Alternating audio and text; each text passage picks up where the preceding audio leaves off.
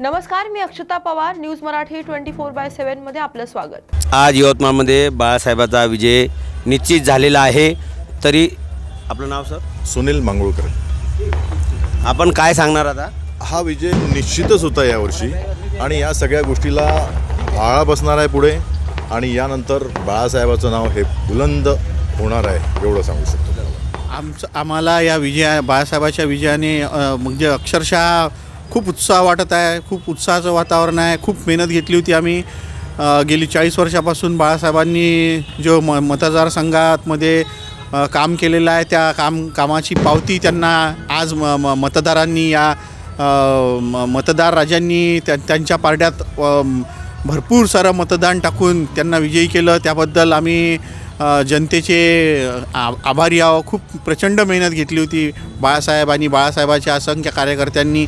प्रत्येकाने गेली 5 वर्षापासून सतत त्यांचा कार्यक्रम चालू होता.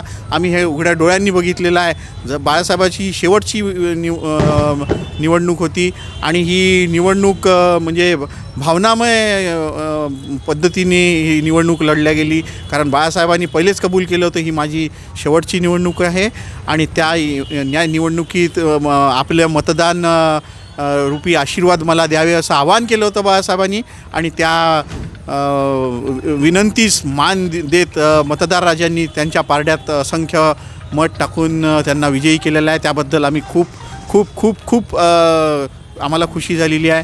आमचा सगळे कार्यकर्ते खुश झालेले आहेत. संतोष ढवळेंचा सिंहाचा मोलाचा वाटा आहे असं तुम्हाला वाटतं? हो, निश्चितच. म्हणजे जेव्हा महाविकास आघाडीकडून त्यांची सीट डिक्लेअर झाली त्या दिवशीपासूनच संतोषजी ढवळे हे बाळासाहेबासोबत त्यांच्यासोबत प्रचार करताना आपल्याला दिसलेले आहे आणि त्या प्रचारामध्ये आम्ही गाव पातळीवर वगैरे गेलो तर त्यामध्ये त्यांनी जनतेला आवाहन केलं होतं की यावर्षी बाळासाहेबाला निवडून द्या, आम्ही 100% त्यांच्यासोबत आहो असं त्यांनी सगळ्या आपल्या भाषणामध्ये कबूल केलं होतं. आणि धनशक्तीकडून त्यांना 10 कोटी रुपयाचं पण ऑफर आली होती तरी त्यांनी ते ऑफर ठुकरवली आणि बाळासाहेबांचा पारड्यात आपलं म्हणजे बाळासाहेबासोबत राहिले. ते शेवटपर्यंत बाळासाहेबासोबत राहिले. त्याबद्दल त्यांचं पण खूप खूप अभिनंदन.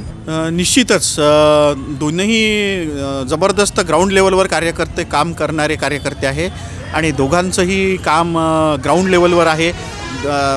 सगळ्या समस्यांची जाण या विधानसभा मतदारसंघात मतदारांची जाण असलेले नेते म्हणून अशी त्यांची ओळख आहे आणि निश्चितच त्यांच्या कार्यकर्त्यांनी त्यांना निवडून देऊन त्यांची पावतीच दिलेली आहे असं मला वाटतं. अशाच बातम्यांसाठी पहा न्यूज मराठी 24/7. नवा भारत, नवा विचार.